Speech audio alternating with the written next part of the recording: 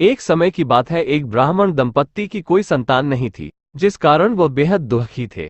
एक समय ब्राह्मण वन में हनुमान जी की पूजा के लिए गया। वहां उसने पूजा के साथ महावीर जी से एक पुत्र की कामना की।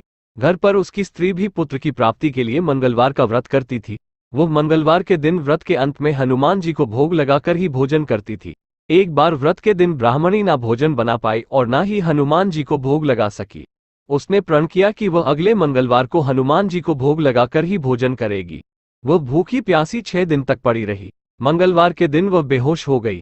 हनुमान जी उसकी निष्ठा और लगन को देखकर प्रसन्न हुए।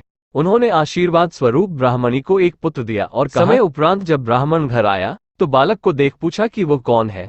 पत्नी बोली कि मंगलवार व्रत से प्रसन्न होकर हनुमान जी ने उसे ये बालक दिया है। ब्राह्मण को अपनी पत्नी की बात पर विश्वास नहीं हुआ। एक दिन मौका देख ब्राह्मण ने बालक को कुएं में गिरा दिया।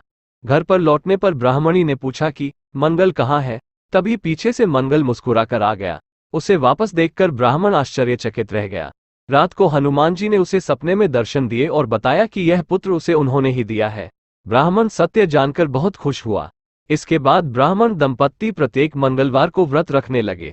जो मनुष्य मंगलवार व्रत कथा को पढ़ता या सुनता है और नियम से व्रत रखता है, उसे हनुमान जी की कृपा से सब कष्ट दूर होकर सर्व सुख प्राप्त होता है और हनुमान जी की दया के पात्र बनते हैं।